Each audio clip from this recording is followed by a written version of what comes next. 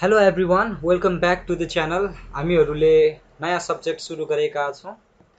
Design and implementation of geospatial information system भन्ने सब्जेक्टको आज हामी chapter first introduction to database management system हेर्दैछौँ।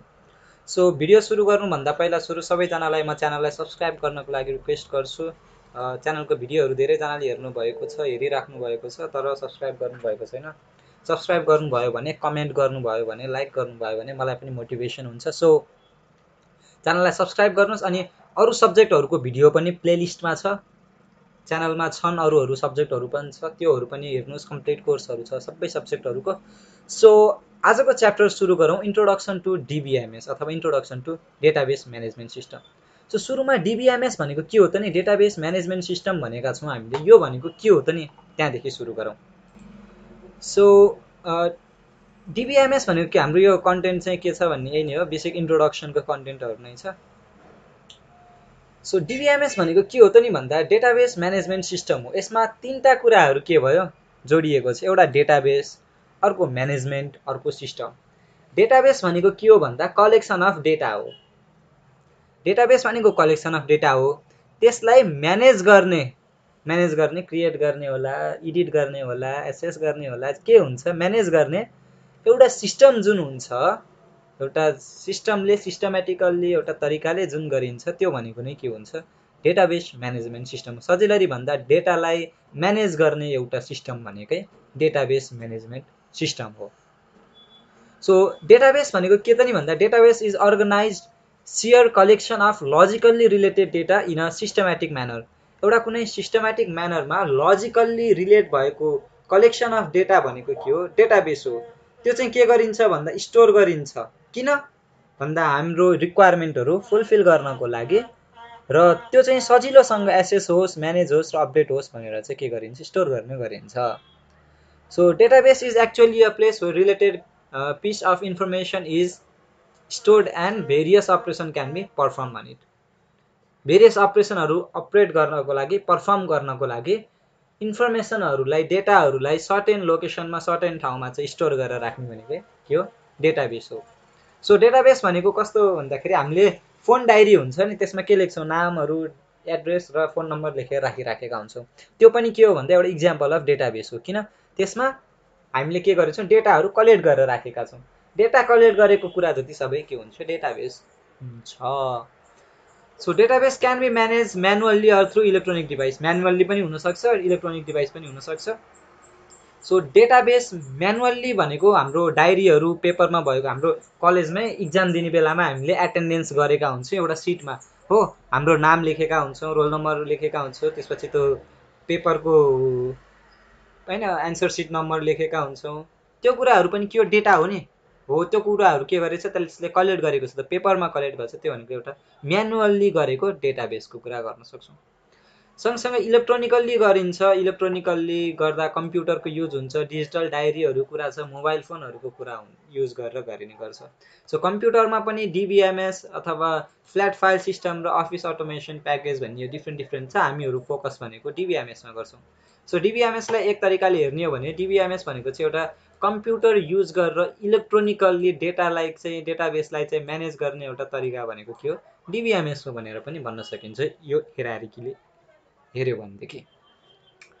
अब डिबिएमएस हेऱ्यो भने डिबिएमएस इज अ सफ्टवेयर। सफ्टवेयर भनेको के हो, कलेक्सन अफ प्रोग्राम हो, अथवा सिक्वेन्स अफ कोड भनेकै के हो, सफ्टवेयर प्रोग्राम, त्यही नै हो।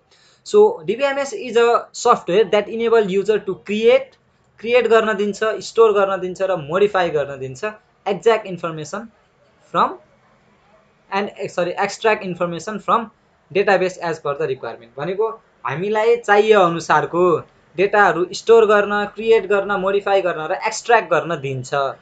त्यो दिने सिस्टम अथवा सफ्टवेयर भनेको एउटा डिबिएमएस हो। सो डिबिएमएसले हामीले एज अ टुल युज गर्न सक्छौँ डिफ्रेन्ट के गर्नको लागि, पर्फर्म गर्नको लागि अपरेसनहरू। अपरेसन भनेको के भयो, के अरे यो क्रिएट, स्टोर, योहरू अपरेसनहरू पर्फर्म गर्नको लागि। इक्जाम्पलहरू MySQL, Oracle, system 2000, MS Access, MySQL server, यो भनेको चाहिँ डिबिएमएसको इक्जाम्पलहरू भयो। सबैभन्दा मोस्ट फेमस युज हुने भनेको यो माइएसक्युएल र ओराकल चाहिँ एकदम धेरै युज हुन्छ। एमएस एक्सेस पनि युज हुन्छ, विशेष गरेर MySQL is the most popular DBMS system. अब आयो लेभल अफ एब्स्ट्राक्सन। तीनटा लेभल हुन्छ, एउटा फिजिकल लेभल, अर्को लजिकल लेभल र अर्को भनेको भ्यू लेभल भन्ने हुन्छ। लेभल अफ एब्स्ट्राक्सनमा के कुरा पर्छ भन्दाखेरि डेटा स्टोर गर्ने कुरादेखि डेटा भ्यू गर्ने कुराहरूको चाहिँ त्यो के कसरी कसले भन्ने कुरा, त्यो कुराहरू चाहिँ लेभल अफ एब्स्ट्राक्सन भित्रको यो पोर्सनहरू हो। फिजिकल लेभलमा कस्तो कुरा हुन्छ भन्दाखेरि त्यसमा चाहिँ डेटा स्टोर गर्ने कुरा हुन्छ कि डेटा कसरी स्टोर गरियो त नि, डेटा कसरी स्टोर भयो भने how a describe how a record is store, data कसरी स्टोर भएको छ भन्ने कुरा चाहिँ डिस्क्राइब गरेको हुन्छ फिजिकल लेभलले, भनेको कम्प्युटरमा चाहिँ हाम्रो युजरले चाहिँ डेटा हान्यो भन्ने कुरा के हुन सक्ने भयो, हाम्रो फिजिकल लेभल हुने भयो।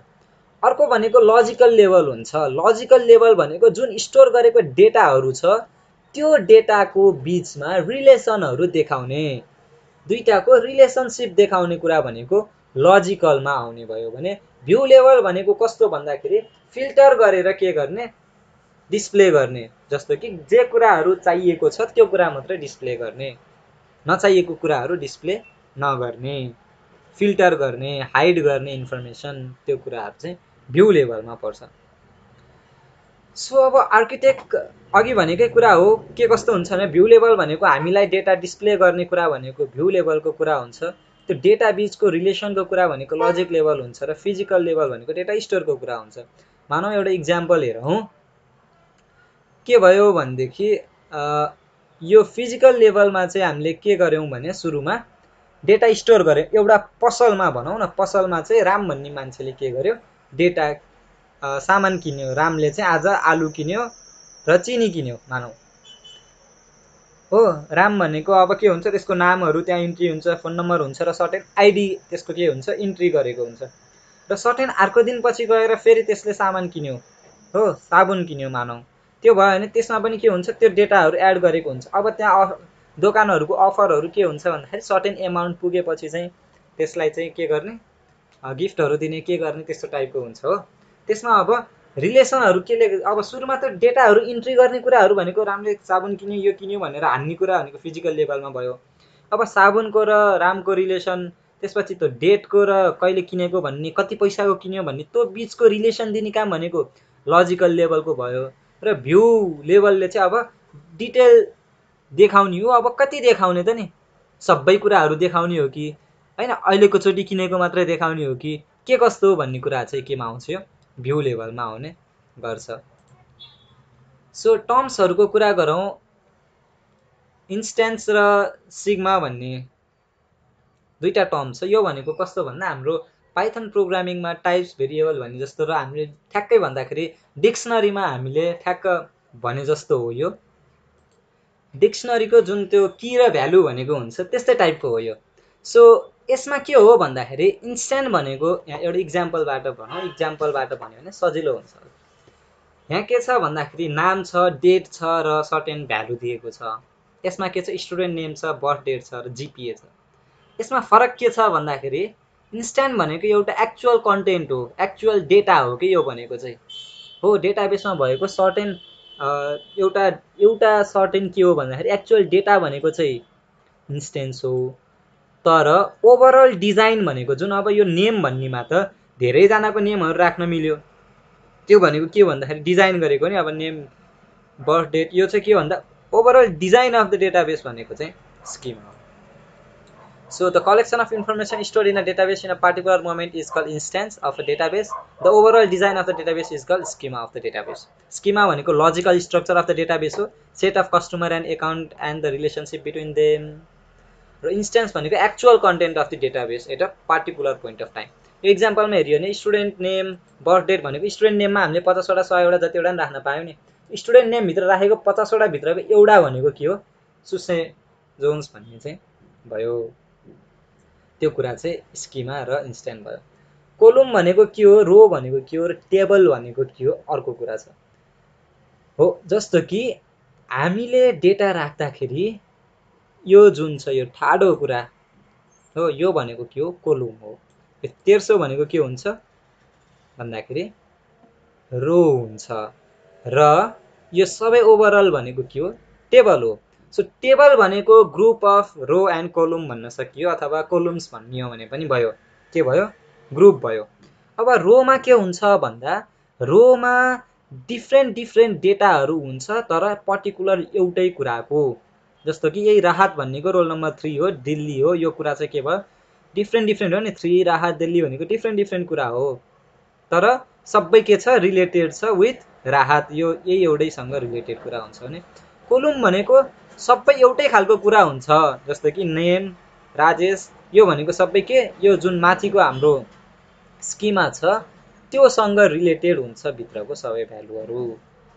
रो र कोलुमहरू, column are similar to field that individual item of data we wish store भने रो भनेको row are similar to record as they content data of multiple column. यही कुरा भयो। ठाडो भनेको कोलुम, तेर्सो भनेको रो हुन्छ, यही कुरा सम्झियो भयो। टेबल भनेको collection of row and column अथवा कोलुम भने पनि त्यही नै भयो। अब क्यारेक्टरिस्टिक्स अफ डेटाबेस हेरौँ। क्यारेक्टरिस्टिक्स अफ डेटाबेस भनेको अर्गनाइज हुन्छ, डेटाहरू अर्गनाइज गरेर राखेको हुन्छ, सेयर्ड हुन्छ, डेटाहरू सेयर गर्न मिल्छ, युजर एप्लिकेसन भन्ने कुरा भयो। पर्मानेन्ट हुन्छ, डेटालाई चाहिँ पर्मानेन्टली स्टोर गर्न सकिन्छ हो, सर्टेन के टेम्पोररी हुँदैन के, सधैँलाई पनि स्टोर गर्न सकिन्छ। त्यसपछि करेक्टनेस अथवा भ्यालिडिटीको कुरा छ, त्यसलाई चाहिँ के गर्ने भन्दाखेरि डेटालाई चाहिँ भ्यालिडेट गर्ने कुराहरू आउँछ, करेक्ट गरेर राख्ने कुरा भयो। सेक्युरिटी भनेको चाहिँ अनअथोराइज एसेसलाई चाहिँ के गर्ने प्रोटेक्ट गर्ने, डेटालाई सेक्योर्ड गर्ने कुराहरू हुन्छ। कन्सिस्टेन्सी भनेको चाहिँ के हुन्छ भन्दा डेटाहरूको चाहिँ जस्तो कि यसमा यो नेम भन्ने कुरामा चाहिँ हामीले नेमहरू मात्रै राख्छौँ नि, अरू कुराहरू यसमा नेममा ल्याएर नम्बर राख्यो भनेदेखि त त्यो एक्सेप्टेबल हुँदैन नि, त्यसमा कन्सिस्टेन्सी मेन्टेन हुँदैन। त्यो भएर डेटाबेसमा चाहिँ के हुन्छ भन्दाखेरि अब नेममा चाहिँ नामै राखिन्छ नि त हामीले, त्यो भएर के हुन्छ भन्दा कन्सिस्टेन्ट हुन्छ, त्यो कन्सिस्टेन्सी मेन्टेन गरेको हुन्छ। र रिडन्डेन्सी घटेको हुन्छ भनेको एउटै नाम चाहिँ दोहोऱ्याएर एउटै डेटा चाहिँ दोहोऱ्याएर चाहिँ राखिँदैन। र इन्डिपेन्डेन्ट हुन्छ भनेको चाहिँ डिफ्रेन्ट लेभलहरू चाहिँ के हुन्छ भन्दाखेरि इन्डिपेन्डेन्ट टु इच अदर हुन्छ, सँगसँगै इजिली एसेसेबल हुन्छ, डेटा चाहिँ सजिलोसँग हामीले एसेस गर्न सकिन्छ। त्यसपछि रिकभरेबल हुन्छ, रिकभर गर्न सकिन्छ इन केस अफ ड्यामेज, र फ्लेक्सिबल हुन्छ, चेन्ज गर्न सजिलो हुन्छ। यो कुरा भनेको डेटाबेसको क्यारेक्टर हो। र डेटाबेसको डेटाको क्यारेक्टर कस्तो हुनुपर्छ भन्ने कुरा नि यही नै हो, फ्लेक्सिबल हुनुपर्छ, सजिलै चेन्ज गर्न सकिने हुनुपर्छ। यो कुराहरू यसरी अलिकति भाषा मिलाउने हो, अरू कुरा सेम नै हो। सो अर्को आउँछ अब कम्पोनेन्ट अफ डिबिएमएस। कम्पोनेन्टहरू यसको के हुन्छ त नि भन्दा सुरुमा सफ्टवेयर चाहियो हो, डिबिएमएस भनेकै सफ्टवेयर हो, एउटा मेन कम्पोनेन्ट भनेको सफ्टवेयर हो, एउटा सिस्टमलाई सफ्टवेयर चाहियो नि। अब त्यो सफ्टवेयर भएर मात्रै भएन कि, त्यो सफ्टवेयरलाई केमा चाहियो हार्डवेयर पनि चाहियो। जस्तो कि सफ्टवेयरलाई चाहिँ रन गर्नलाई हार्डवेयर चाहियो नि हो। अब सफ्टवेयर भनेको माइएसक्युएल भनेको सफ्टवेयर भयो भने त्यसलाई रन गर्नलाई एउटा कम्प्युटर चाहियो अथवा डिभाइस चाहियो, केही चाहियो, त्यो भनेको हार्डवेयर भयो, इलेक्ट्रोनिक डिभाइस चाहियो। र डेटा भनेको थर्ड कम्पोनेन्ट भनेको डेटा हुन्छ, जस्तो कि के कुरा हो त नि स्टोर गर्ने भनेको डेटा स्टोर गर्ने हो नि, डेटा स्टोरै नगरिकन डेटै भएन भनेदेखि यो हार्डवेयर सफ्टवेयरको केही औचित्यै रहँदैन। सो डेटा के गर्ने स्टोर गर्ने कुराहरू, डेटाहरू चाहिँ स्टोर गर्ने अपडेट गर्ने, त्यो कुराहरूलाई चाहिँ डेटाबेसको कामै त्यही हो नि त। त्यो भएर मोस्ट इम्पोर्टेन्ट कम्पोनेन्ट भनेको डेटा पनि हुन्छ, किन भन्दा डिबिएमएसको काम भनेको डेटालाई प्रोसेस गर्ने हो। अर्को भनेको प्रोसिड्युर हुन्छ। प्रोसिड्युर भनेको के भन्दाखेरि कसरी काम गर्ने त नि, इन्स्ट्रक्सनको कुरा के, किन भन्दा कम्प्युटरले अटोमेटिकली यो काम यसरी गर्ने भन्ने कुरा दिमागले चाहिँ कम्प्युटरको दिमागले सोच्दैन, हामीले जे काम गरायो त्यही काम गर्ने हो। त्यो कुरा हामीलाई थाहा छ, बच्चैदेखि कम्प्युटर पढ्दाखेरि पढेको हो। त्यो भएर इन्स्ट्रक्सन र रुलहरू चाहिँ के गर्नुपर्छ दिनुपर्छ। त्यसले गर्दाखेरि चाहिँ के गर्छ भन्दा कम्प्युटरले हामीले भने जसरी काम गर्छ, नत्र भने कम्प्युटरले काम गर्दैन। यो कुरा भनेको प्रोसिड्युरको कुरा भयो। सो सफ्टवेयर, हार्डवेयर, डेटा र प्रोसिड्युर। अर्को भनेको डेटाबेस एसेस ल्याङ्ग्वेज भन्ने हुन्छ। यो भनेको कस्तो भन्दा एउटा ल्याङ्ग्वेज हो जुन चाहिँ के गरिन्छ भन्दा कम्प्युटरको जुन हाम्रो डिबिएमएस छ त्यसले अन्डरस्ट्यान्ड गर्ने हुन्छ। हामीले दिएको डेटालाई चाहिँ हामीले दिएको कमान्ड त हामीले के गर्छौँ हाई लेभलमा कमान्ड दिन्छौँ, त्यसलाई कम्प्युटरले बुझ्नेमा कन्भर्ट गर्ने, कन्भर्ट गरेपछि त्यसलाई अपरेट गर्छ, त्यसले अपरेट गरेर समथिङ जुन हामीलाई चाहिएको रिजल्ट चाहिँ त्यसले के गर्छ के अरे कम्प्युटरले बुझ्ने मेसिन लेभलकै ल्याङ्ग्वेजमा दिन्छ। र त्यसलाई फेरि के गर्छ भन्दाखेरि कन्भर्ट गर्ने केमा, किन भन्दा मेसिन त हामीले बुझ्दैनौँ, हामीले बुझ्ने कुरामा चाहिँ त्यसलाई के गर्ने कन्भर्ट गरिदिने। त्यो काम भनेको चाहिँ डेटाबेस एसेस ल्याङ्ग्वेजको हुन्छ।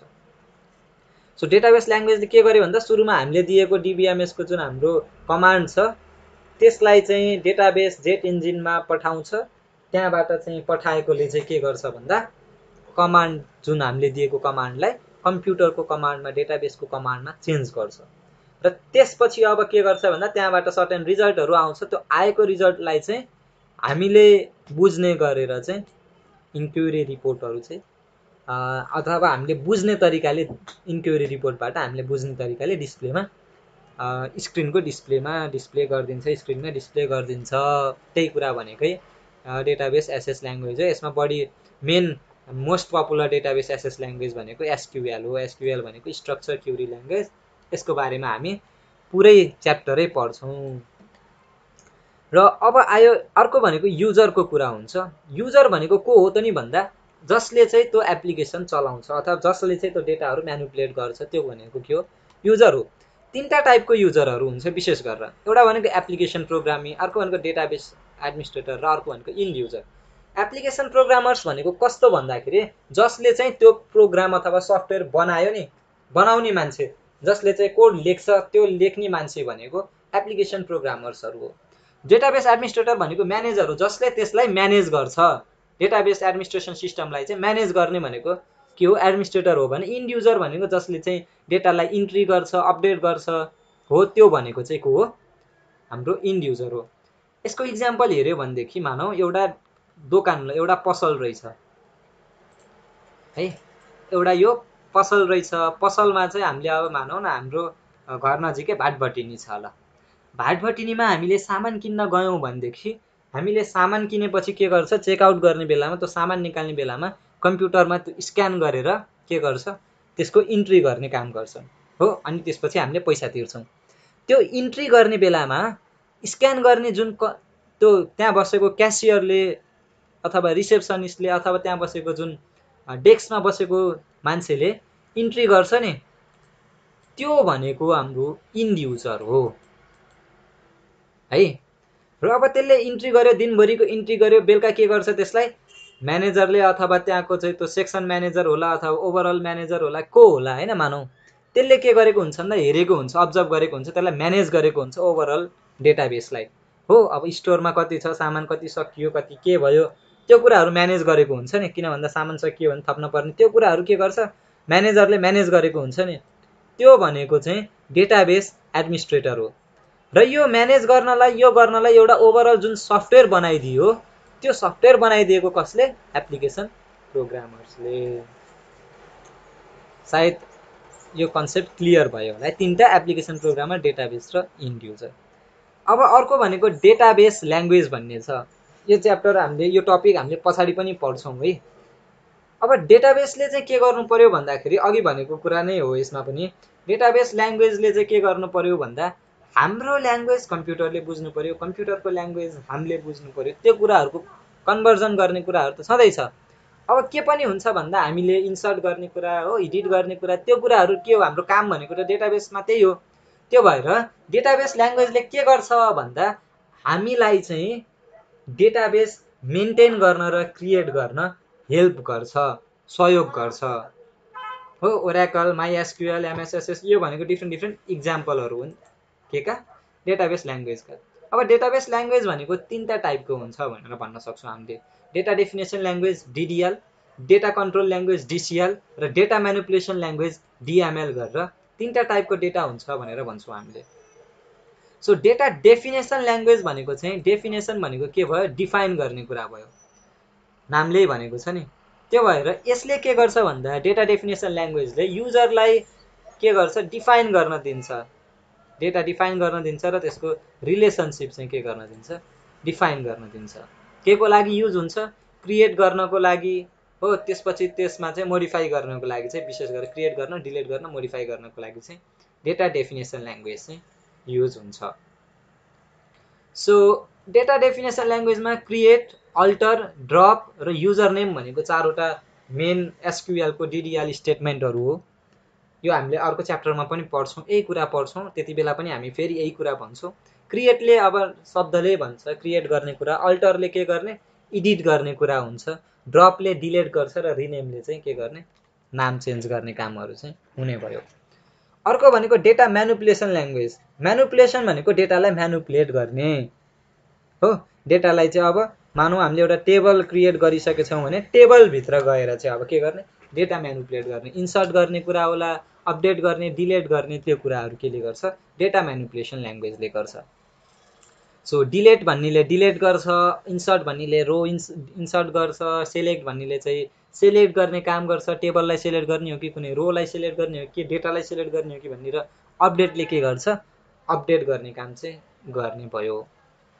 सो अब डेटा म्यानिपुलेसन ल्याङ्ग्वेजमा दुईटा टाइपको हुन्छ, एउटा प्रोसिड्युरल डिएमएलएस हुन्छ र अर्को डिक्लेरेटिभ हुन्छ। प्रोसिड्युरमा के हुन्छ भन्दाखेरि हामीले डेटालाई चाहिँ डिफाइन गरेसँगै अब हामीलाई चाहिएको डेटा डिफाइन गर्छौँ, यो चाहियो भन्छौँ नि हामी युजरले, र त्यो चाहिएकोलाई चाहिँ यसरी लिएर आउने भनेर त्यसको प्रोसिड्युर पनि हामीले के गर्छौँ, डिफाइन गरिदिन्छौँ। तर डिक्लेरेटिभमा के गर्छौँ भने हामीले चाहिँ जे कुरा चाहिएको हो त्यो मात्रै हामीले चाहिँ डिमान्ड गर्छौँ, तर यसरी लिएर आए जसरी लिएर आए नि भयो कि हामीले चाहिँ प्रोसिड्युर चाहिँ डिफाइन गर्दैनौँ, पाथ डिफाइन गर्दैनौँ। त्यो कुरा चाहिँ के हो, प्रोसिड्युरल डिएमएलएसको र डिक्लेरेटिभ डिएमएलएसको डिफ्रेन्स हो।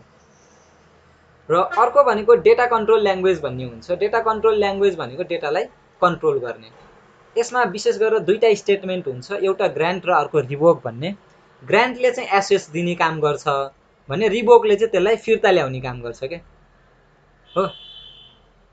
ग्रान्टले के गर्यो भन्दाखेरि युजरलाई चाहिँ ग्रान्ट स्टेटमेन्टले ग्रान्ट दिने काम गर्यो, प्रिभिलेज दिने काम गर्यो, सेलेक्ट, अल्टर, डिलिट यो कुराहरू एसेक्ट्रा एसेक्ट्रा यस्तोको लागि प्रिभिलेज दिने काम गर्यो भने रिभोकले के गर्छ भन्दा त्यसलाई टेक ब्याक गर्छ, फिर्ता लिने काम गर्ने भयो। यही नै हो है ग्रान्ट र रिभोक। सो अब स्ट्रक्चर क्युरी ल्याङ्ग्वेजमा चाहिँ यही कुराहरू हुन्छ, डिडिएल, डिएमएल, यही कुराहरू नै हामीले अहिले पछि अर्को च्याप्टरमा पढ्छौँ।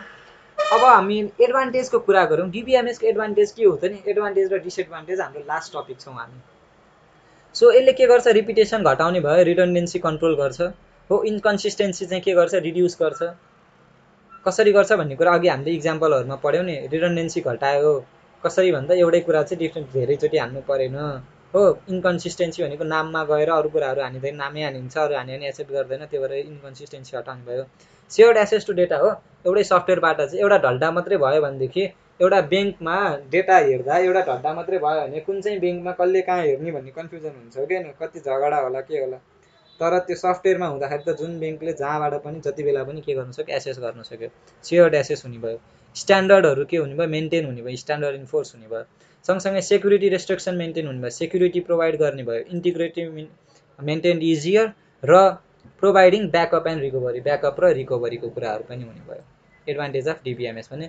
डिसएडभान्टेज भनेको के हुन्छ त नि भन्दाखेरि complexity in concurrency control, complex हुन्छ अलिकति हो, गाह्रो हुन्छ मेन्टेन गर्नको लागि।